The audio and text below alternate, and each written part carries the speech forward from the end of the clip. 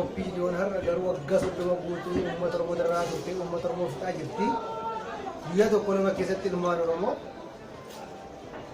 nama 70 ol ajjeeste jechuudha. Kun hunduu gochaa hin jirre gochaa Opiniyooti. Opiniyoon boru jiftaanis qabsoo Oromoo fi kaayyoo qabdu ta'e qabsoo ilmaan Oromoo warra kaayyoo balleessu. Warra qabsoo ilmaan Oromoo kaayyoo ilmaan Oromoo qabsoo warra jaamsu malee warra qabsoo Oromoo baluu jechuudha.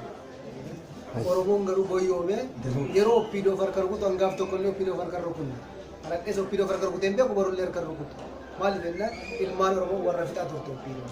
Maali maakalaawii yookaas ta'e qaallitti yookaas ta'e kan dabarsinu kenne Tigree miti kan qaallitti nu geesse kan maan Tigraay miti kan maakalaawii nu geesse. Oppiidootu fuudhee maakalaawiitti nu dararsiisaa ture. Qaallittiitti qilintoo zuwaayitti ilmaan Oromoo nu dararsiisaa ture Oppiidoo mataa ishee jechuudha. Akkuma biyyi Ameerikaa warra bilbila xalafanii ilmaan hidhaatti nu guuraa turan tokkoffaan biyyi Ameer mataa isaanii jechuudha. Har'a biyyi Ameer gochaa jiru abbootiin keenya itti wareegamanii qabsoo kana sadarkaa kana aadaa keenyaaf afaan keenya seenaa keenya asiin gaane biyyi Ameer immoo maal gochaa jira aadaa keenya seenaa keenya balleessaa jira jechuudha. Aadaan keenya kan guddanne seenaan keenya kan guddanne sabboonummaa Oromoo nan balleessaa jechuudha. Kaayyoo kana baafatee jechuudha. Kan fakkeenya achi keessatti yoo fudhatte maal jedhe jechoota isaa keessaa gaaf tokko afaan Amaariffaa akka Afrikaatti kan guddisaa biyyoota ollaa kanarra deemnee agarree biyyoota ollaa kana keessatti afaan Amaariffaa bakka ittiin dubbattu illee jiru jechuudha. Afaan Oromoo yoo fudhatte akka Taanzaaniyaa, akka Ugaandaa, akka Keeniyaa cufa kanatti yoo fudhatte afaan Oromoo baay'ee dubbatama jechuudha. Akka Jibuuti cufatti yoo dubbatte. Afaan Amaariffaa garuu ganda keessaa wanti inni bahin jiru. Miyyatti bitachuuf yoo ta'e jechuudha. Sana bira darbaniu afaan Oromoo balleessuu wanti inni goonu jiru. Har'a sabboonummaa Oromoo naashinaalizimii jedhamu sana gandattan gashaa jira kun yoo Oromoon jabaatee tokko ta'e mormu jechuudha. Namni kun diina ilmaan Oromooti. Boru jiftaanis Oppiidoon diina Oromooti malee Oromoof Oppiidoon bu'aa nuguusti gaaffii uummata Oromoo deebistee otoo hin ta'in Oppiidoon gara nukkaasifitee bara biyya Ameerikaa bara mallas wayyaa argamedha jechuudha.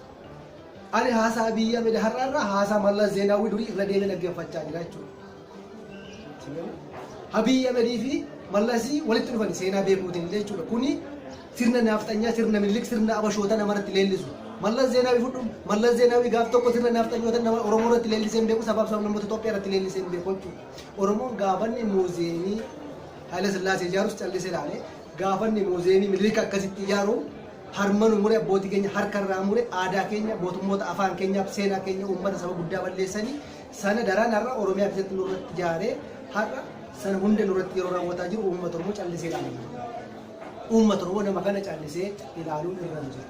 Oppiidoo callisee ilaaluun hin jiru. Amma Oppiidoon badduutti Oromoon furmaata immoo tokko hin argatu. Sanaaf immoo Oromoon nuuf qopheessee tokko taanee gaabaa kibba baadhiyaa hanga sadarkaa alaatti wal ijaarree tokko taanee gaaffii uummata Oromoo deebisuun nurra jira. Bakka jirutti tokko taanee. Oppiidoo fudhu akka taa'ee dandanaaf fudhu. Namoota akka Angaasaa Ibraahim faa nama simatu warra Oromoo kutaatiin adda qoodee warra Oromoo kutaatiin arrabsu warra akkasiin Oppiidoo jechuudha. Warra sammuu furrii akkasiin jechuudha. Biyya bushuu miti horii bushuu warra hin taane jechuudha. Biyya bushuu saba bushuu miti horii bushuu miti. Ani hidhaa keessatti hin beeka taa'ee dandana. Karaa namaa keessa gaggaashee hin beeku gaaf tokko. Akka namatti ilaalee hin beeku. Horii akkasii baate Oppiidoo keessa warra jiru. Kana achitti immoo hundi taayee kana bal'isiitu machoon seenaa saduu bagga. Warra akkasiin taayee jechuun warra kutaatti amanu nama Oromoo adda qoodaa oolu. Hangaasaa waan inni wallaggaa kutaa Oromoo tokko tokko arrabsaa turee taayee dandanaa simate malee taayee dandanaa dooktar taayee dandanaatti mee viidiyoo mee televezyiinii Oppiidoo sana ilaalame Hangaasaan eessaa faarsama mee faarsama yoon bakka dhabe. Waan Oppiidoon gochaa jirtu Oromoo kutaatiin adda qoodee Oromoo arrabsiisaa jirti jechuudha. Oromoo wal nyaachisu, dargaggoota wal nyaachisu, qeerroo adda qoodu kaayeen Oppiidoo. Sana immoo ijoolleen keenya obboloota keenya hundi isaanii kaabaaf kibbaan tokko ta'anii akka Oromoo walloo mirga isaa kabachiisutti Abashaa nutis mirga keenya kabachiisu. Akka Tigraay mirga isaa kabachiisaa jirtu Oromoonis mirga isaa kabachiisaa jiru.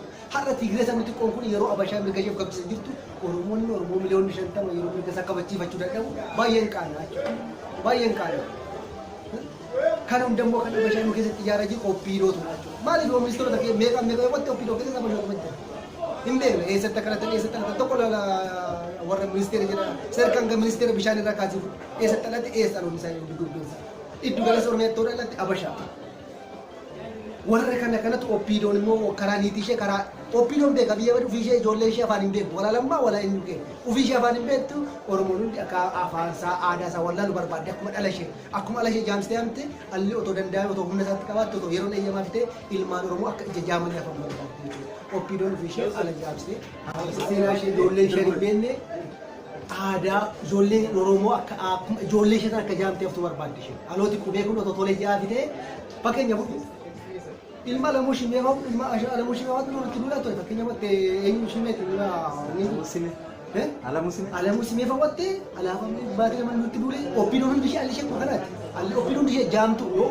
opino jamata de oromon jamatu ka wakashe ada shin betu sina shin betu eenyu ma shin betu to opino alishe opino shimo danta la gabu nam se gabu nu garu bachu gabu nam opino to la bachu opino achi oromo gane sabab raf dabarse ke nuti opino ta namni lafa kaya opino to dantaaf tamale dantaa saba ummata Oromoo deemsu nama opino ta'e takka nagar dantaaf garaaf sarka ganda itti ofirratti ganda keessa gaafa opino ta'uu itti kaatu lafa gurgurachuutti kaate jechuudha ummata Oromoo irraa lafa gurguruutti ummata Oromoo irraa fuutee saba biraaf lafa kennuutti kaate jechuudha opinoon gaaffii ummata Oromoo deebistu sanaaf maal gochuu qaba Oromoon jala muree mirga isaa tokkummaa isaa cimsee falmachuu qaba namoota tokko ejjennoo namni kaayyoo ejjennoo qabne kaayoo saba galmaan hin ga'uu hin danda'u ejjennoo tokko nun ifa bilisa kan nubaasu kaafa'oof adda bilisummaa Oromoo warri kun tokko ta'anii cimanii saba isaanii of jalatti gurmeessanii ijaaranii hojjechuu oppiidoo irra gaarii eegu taanaan tiisii sarara nama gaarii eegu nama oppiidoo irra gaarii eegu tiisii sarara gaarii eegu maaliif enneen oppiidoo taraa nama keessa gashin ta'u akkasii akkuma harreef oppiidoo dalaalee siin beeku oppiidoon harree turte harree baalasilxaanota Tigraay turte har'a immoo harree abashootaati oppiidoon harree abashootaa harree abashoota keessa diddaa basa harree duddi harree kan luqqaan harree rakkaatan akkasii oppiidoo jechuudha namatti oppiidoo keessa kana jechuudha oppiidoo keessa nama takka faartii siin beeku farsu maaliif enneen akka fakkeenya akka lammaa magarsaa fuudhu gaaffii uummata Oromoo deebisna akkasitti waan jettee ol dhooftee Oromoo harka guchiifate har'a gaafa Wallaggaa gujiin kumaan dikoosi jalatti akkas dararamu gaafa uummati Oromoo akkas ta'u takka Oromoo irra gortee siin beektu gubbattee siin beektu gaafa abashoonni Oromiyaa keessatti hanga kana meeshaa wal dhachiisanii Oromoo meeshaa dhachiisuu kan ta'e irraa eegsisuu akkaan jirti maalirraa eeggatee waan akkanarraa Oromoo namoota kanarraa Oromoo waan gaarii eeguu irra jiru Oromoo kaleessa maabbaanii inni kaleessa wareeganii inni kaleessa inni kaleessa qaamaa irratti inni kaleessa miilaa cite maam miilaa cite barattoonni kaleessa karaa kubbaa irratti hafanii maam miilaa cite akka tasfa'uun camadaa akka shimee xarrafaa akka jaagamaa badhaadhee ijoollee kumaatama akka lamaa garbaa akka gaaddisaa dhiphasaa yoo fudhanne nuti duunee Oromoon jiru bilisummaas akka gonfatu nuti immoo sana kaayyoo sana galmaan kaayyoo abbootiin keenya alatti dhabanii kaayyoo obboloota shamarran keenya alatti dhabanii hafanii akka asii Oromoo fa'a akka yoo fudhatte akka lalisee fa'a akka lalisee roobaa fa'a yoo ilaalte akka ngaatu fa'a akka raggaatu jaarraa raggaatu fa'a kan ilaalte jireenya isaanii qabsoo kanarratti kan dhaban meeqaan ala malee kana qabsoo kana jecha meeqaan jira abbootiin keenya hayyootiin keenya isaan fakkeenya guddaa nuuf ta'anii darban nuti immoo isaan irraa fuudhee fakkeenya guddaa ta'anii qabsoo kanaaf bu'uura ta'anii akka isaan bu'uura nu ta'anii dhaloota boruu bu'uura ta'anii qabsoo kanaaf aarsaa guddaa kaafallee qabsaa'u uummata keenya kaabaa kibbaa ija tokko ilaalu ija obbolummaatiin wal ilaallee qabsoo keenya cimsuu nu barbaada. Oppiidoof daaraan immoo qofaa miti namni oppiidoo irra gaarii eeggate daaraa irraa gaarii eeggachuu qaba jechuudha. Fakkeenya fudhu oppiidoon maasofti gaaffii uummata Oromoo amma xurii keessaa wanti isheen deemsiti tokko illee ni oppiidoo amma xurii keessaa tokko wanti deebiin jiru tokko nan tokko har'a Abashaan boondarri irraa baatee yeroo Finfinnee keessatti ofiisa dhaabbattu Finfinneen kan eenyu ta'u warra Abashaan nama kan keenya jechuu dandeenya reemma kanaan booda ammarraa kaasnee qabsoo keenya yoo fulmine Finfinnee mataa isaa dhabaa jirra. Finfinnee mataa ishee dhabaa jirra uummati keenya jabaatee tokko ta'ee falmachuu qaba injifannoon kan uummata Oromooti yaadi koo qaba. Galatoomii tole yaada hamma biyya keenya keessatti deemaa jiruu fi danqaa qabsoo Oromoo mudate irratti waan yaada dhuunfaa keenya ibsanna. Namoonni viidiyoo kana argitanii hanga beekumsaaf dandeettii uummanni Oromoo tattaafatee bilisummaa Oromoo argamsiisuudhaaf godhe irratti yaada jiru walii qooddanii yookaan share walii gootanii akka wal dhageessiftan isin gaafanna. Kanarratti yaadni hamma qaamni biyya bulchu uummata Oromoo irratti kallattii hundaan raawwachaa jiru olaantummaan TPLF wayyaanee cabee olaantummaa Abashaatiin bakka buusuudhaaf kan karoorfame ta'uu isaa malee walitti bu'iinsa mootummaa fi uummataatii miti. Uummanni Oromoo kallattiidhaan bakka filannoon hin jirretti kana jechuun qaamni erga TPLF'n ari'amte dhaqee masaraa san qabatee biyya san hoogganuudhaaf carraa argate waan hin jirreef hooggantoonni gameeyyii fi abbootiin siyaasaa hedduun isaanii mana hidhaa jiru. Gaafas kanneen kaan immoo biyya alaa keessa waan jiraniif kan carraa argachuun itti tole OPDOdha yookaan immoo warra amma biyya hunkuraa jiran kana ta'uu isaaniiti. Sababa kanaan bakka san seenanii uummanni Oromoo osoo waan tokko isaanitti sharafin deeggaree nama keenya jedhee yeroo kennee fi haala garagaraatiin deeggaree tureera. Garuu isaan bakka baranitti waan deebi'aniif amma uummanni Oromoo jalaa garagaree kallattii hundaan qabsoo isaatti deebi'ee jira jechuudha. Kana booda wal goyyomsuu waan jiru natti fakkaata. Gama muummicha ministeeratiin masaraa keessatti ofitti waamee uummata Oromoo sadarkaa arrabsisutti hanga xiqqeessutti waan baay'ee dubbatee jira. Kuni uummata Oromoo garaa nyaatee jira irraan dubbanne garuu amma dhoosee gadi baasee jechaadha. Ajjeefamuu yaalii ajjechaa Jawaar Mohaammed irratti deemsifame qofaa miti kan uummata baase. Wanta baay'eetu garaa keessa jira jechaadha uummata Oromoo.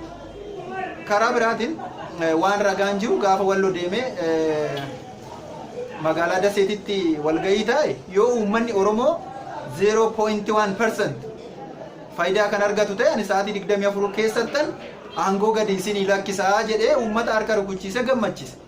Kanaaf gaafa nuyi parsentii tokko miti 0.1% faayidaa arganna ta'e inni aangoo gadi dhiisaa jechuudha Abashaadha durumaanuu qophiidha jechaadha.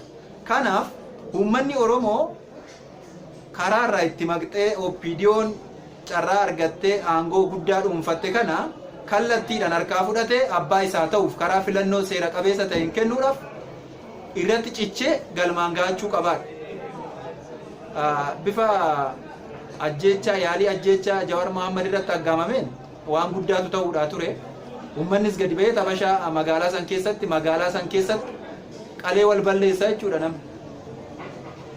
Sun waan salphaan turre baga rabbiin isa baase fuulduraafillee of eeggannoo cimaa gochuun barbaachisaadha. Isa qofaa osoo hin ta'in namoonni hundumtuu VIP Oromoo kan ta'an namoonni siyaasa Oromoo keessatti hirmaannaa qaban hundumtuu of eeggannoo godhuu qabu jechuudha.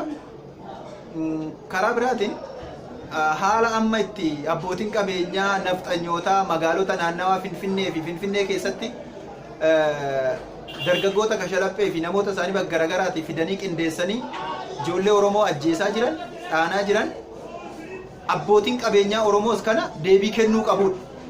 Kana booda nama nu ajjeesu, nama qabeenya keenya barbadeessu, nama eenyummaa keenya xiqqeessu fi lafa keenya nu saamu garaa laafanii wajjin jiraannaa biyya kana ittiin ijaarraa jechuun waan taatu miti. Saniifu uummanni keenya abbootiin qabeenyaa wal qindeessanii ijaarsa cimaa ijaaranii deebii kennuu danda'u. Haalli kaleessa magaalaa Duukam keessatti ta'e baay'ee kan nama gaddisiisuu fi kan hin eeggamne.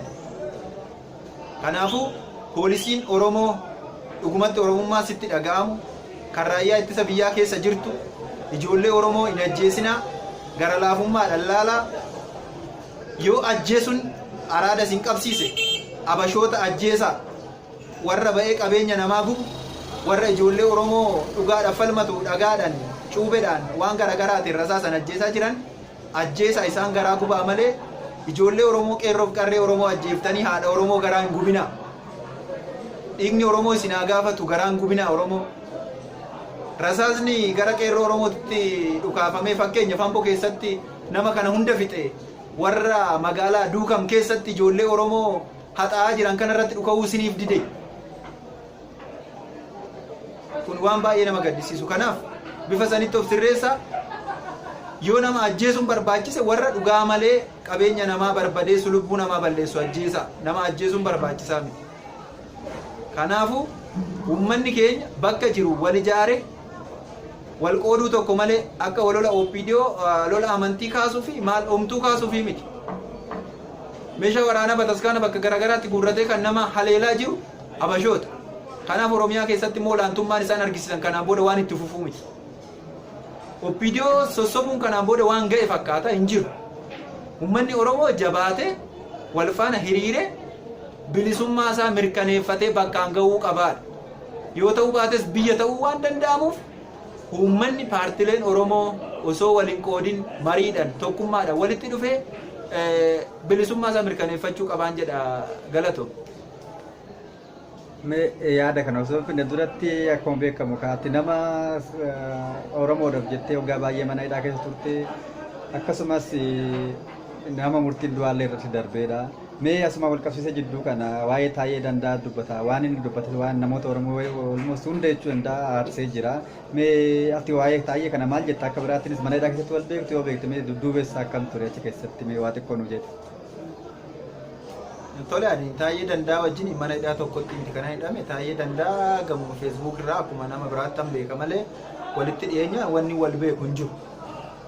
Akka nama kanaan dura inni Oromoodhaaf jecha ganna 10 hidhame yookaan waggaa 10 mana hidhaa keessatti balleessee barnoota illee achi bahee barate jedhaniin namni hundumtuu gaafa inni yaada gaarii dubbatu deeggaraa ture. Yaada inni irratti dubbachaa ture waan Oromoo gaafa jabeenya hin deeggaramu namni kamuu hin deeggarama. Yaada isaa duraan nan deeggara ture. Amma garuu akka nama hinaaffaa dhuunfaa walirraa qabuutitti ajjeechaa namaatiif illee humtuu garaa nyaachuu dide. Ajjeefamuu qeerroo Oromootiif illee humtuu garaa nyaachuu dide. Gadi bahee akka ilmaan masaanutti yaadni inni dubbachaa jiruu fi feesbuukidhaan dabarsaa jiru kun kallattiidhaan akka inni Oromoo keessaa of baase waan wajjiniin beeknu jechaadha. Kun waan duuba deebiin qabu. Hamma yookaan dhiifama gaafate yoo uummanni dhiifama godheef yookaan immoo waan godhaa turanii fi godhaa jiran kanatti itti gaafatamummaa guutuu fudhatanii adabbii gaarii argatanitti fafakkeessuudhaan qaama mootummaa keessa ta'anii akka nama argitee yookaan barnoota hin qabne yookaan immoo beekumsa siyaasaa hin qabneetitti haasa'uun kun waan isa deemsisu jedhee hin amanu dhaabbadhuun jedhaan fakkaattonni isaatis kanaan booda gara uummataa yoo goran malee gara qaama mootummaa uummatatti garagaree fitu diktaaterii ta'anii kanatti deebi'an taanaanii salphinuma eeggatu jechuudha walumaa gala uummanni isaa wajjin hin jiru.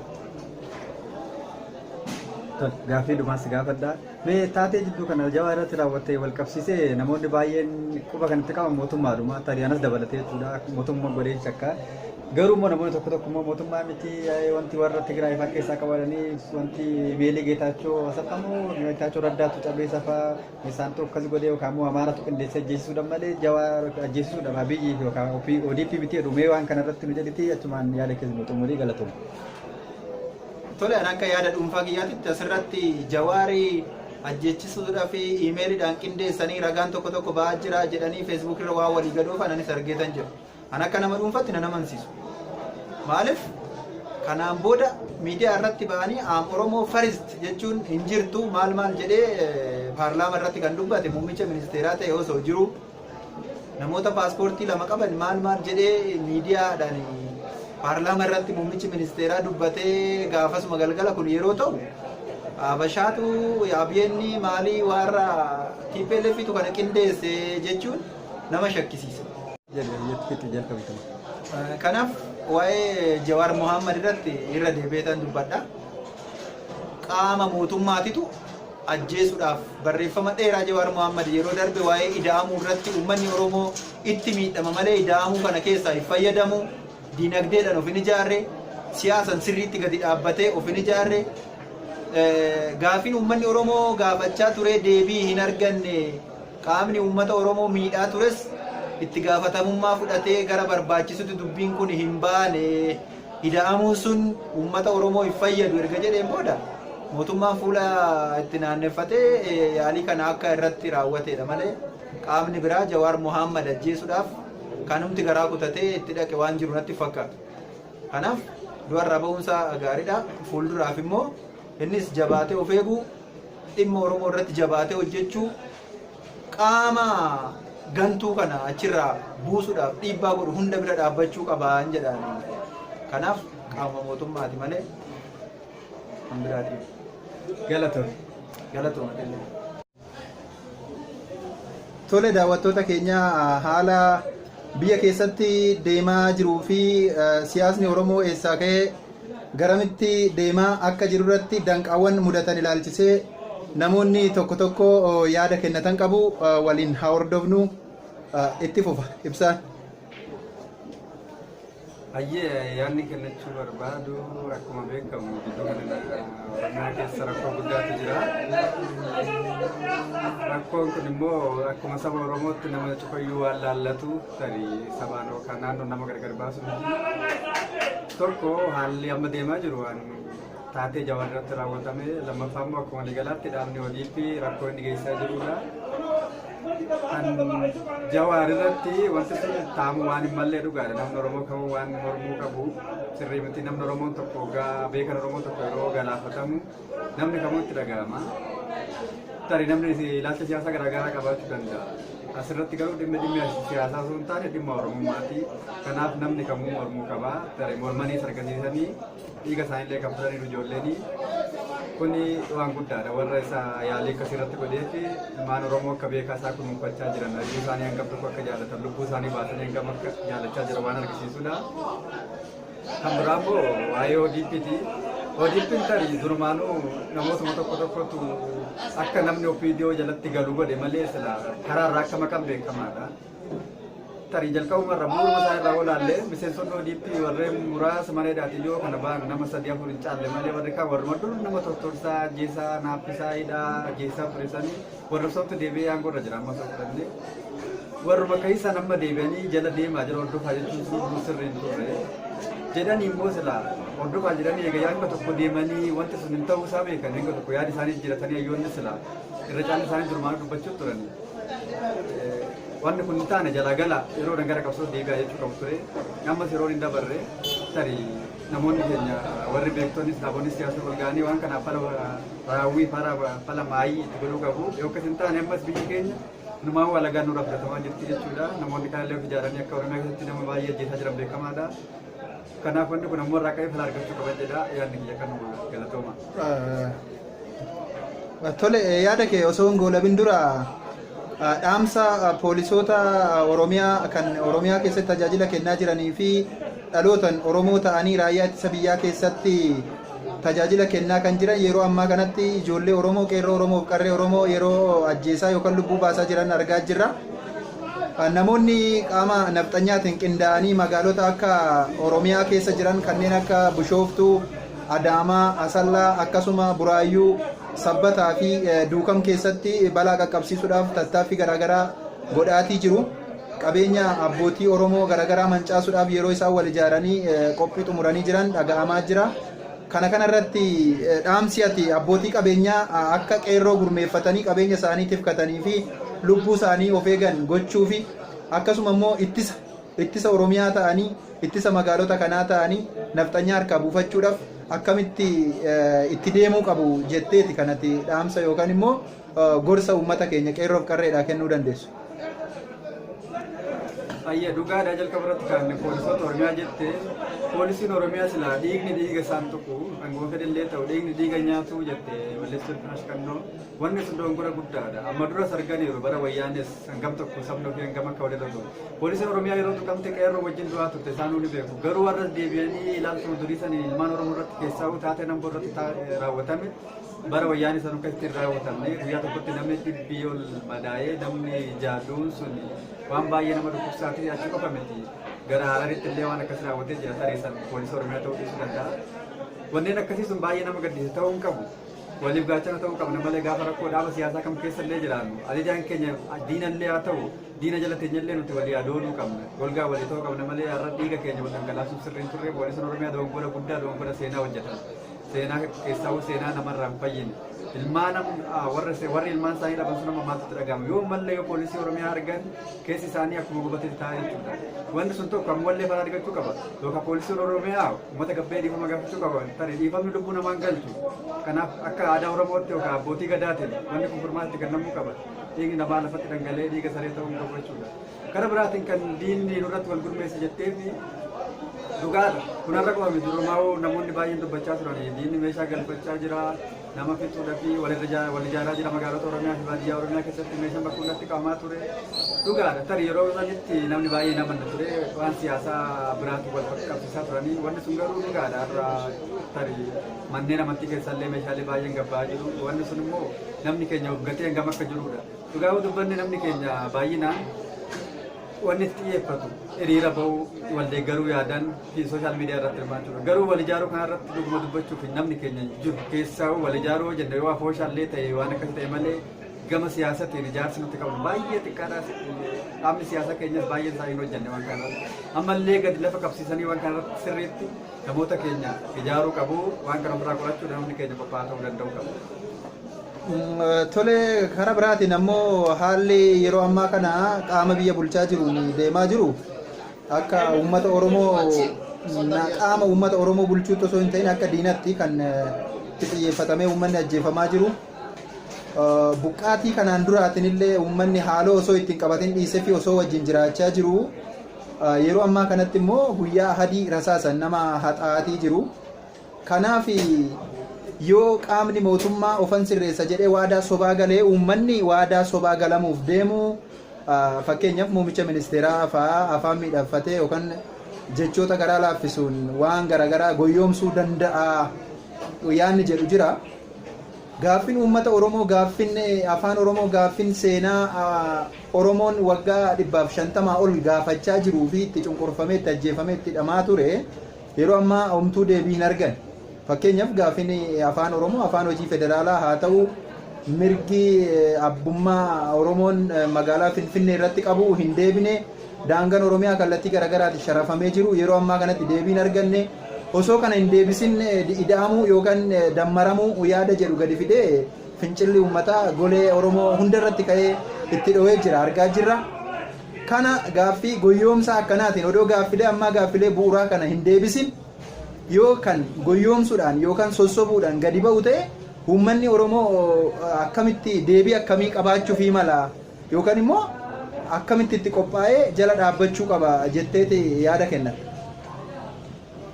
Hayyee galatoomii waa'ee hoogganaa biyya keenyaa madammarii fi dimmirii jedhansanii wal qabatees suni durumayyuu waan beekamaadha. Namoonni baay'ee mormaa turanii namichi kun hin ta'u biyya diigaa Oromoo balleessa olaantummaa jara duraan isa namas bakkatti deebisa jechaa turanii baay'een keenya ijuma dunuuffannee lakki abbichuu keenya jinnii keenya dubbii keenya illee utaalaa baani. Asirratti maal mul'isa namni keenya baay'eessa wal jala deemu irratti hin jiru yookaan immoo nam tokko jala deeme namusa jala deemaa yaada ofii qulleeffatanii waan dhugaa ta'e tokko mirkaneeffachuu irratti rakkoo qabaachuu isaati. Tarii amma duras ragaalee waan kana mul'isan dubbachaa turan beektonni siyaasallee namichi kun akkana Oromoodha waa'ee sabboonummaa Oromoo kaasase waa'ee zarajinnateedha. Akkasuma waan masaraa mootummaa keessatti hojjetamaa jiru guyyaa birraa guyyaatti yoo argine waan uummata Oromoo hin calaqqisiisne waan sirni durii leellisu namoonni dubbachaa turan. Wanni kun garuu ittuma fufee hanga ammaatitti jira.